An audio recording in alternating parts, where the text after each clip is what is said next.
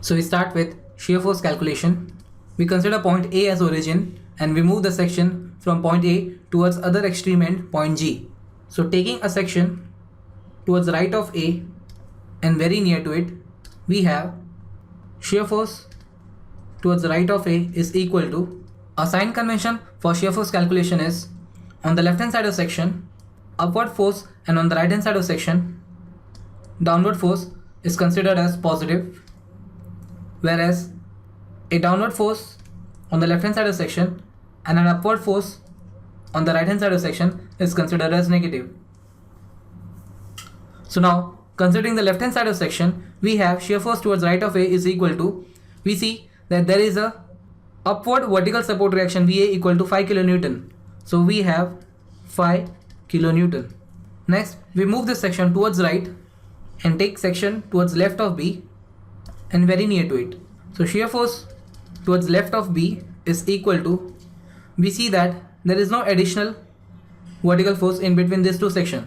So this is equal to same as 5 kilonewton. Next we take section towards right of B and very near to it. So shear force towards right of B, considering the left hand side of section, is, we see that there is an addition of downward force of 20 kilonewton. So we have 5 minus 20. So this is equal to minus 15 kilonewton. Next we take section towards left of C and very near to it. So shear force towards left of C, considering the left hand side of section, is same as that of shear force towards right of B, since there is no force acting between these two sections. Next we take section towards right of C and very near to it.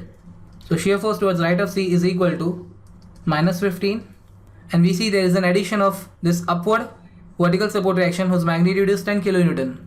So we have plus 10, which is equal to minus 5 kilonewton. Next we take section towards left of E and very near to it. So shear force towards left of E is same as that of shear force towards right of C, since there is no addition of vertical force between these two sections. Next we take a section towards right of E and very near to it. So shear force towards right of E is equal to, we see that there is an addition of this downward force caused due to this UDL of 10 kilonewton per meter acting for a very small span, since the section is taken at a very small distance from point E. So we can neglect this force so that your shear force towards right of E is same as that of shear force towards left of E, which is minus 5 kilonewton. Next we take section towards left of F and very near to it. So shear force towards left of F, considering the left hand side of section, is, we see that between these two sections there is an addition of this UDL of 10 kilonewton per meter intensity acting for a span of around 2 meters. So we can always assume a point load of magnitude 10 into 2, which will be acting at the center. So we have minus 5 minus 10 into 2. So this is equal to minus 25 kilonewton. Next we take section towards the right of F and very near to it. So shear force towards right of F is equal to minus 25. Then there is an addition of this upward vertical support reaction VF of magnitude 60 kilonewton. So we have plus 60. So this is equal to plus 35 kilonewton. Next we take section towards left of G and very near to it. So shear force towards left of G is equal to, considering the left hand side of section, we see that there is an addition of this UDL of 10 kilonewton per meter intensity now acting for a span of 1 meter. So we can always assume a point load of magnitude 10 into 1 acting at the center of this 1 meter span. So we have plus 35 minus 10 into 1. This is equal to 25 kilonewton.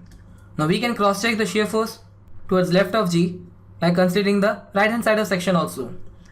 By considering the right hand side of section, we see that on the right hand side we have this downward force whose magnitude will be 50 sine 30, which is equal to 25 kilonewton.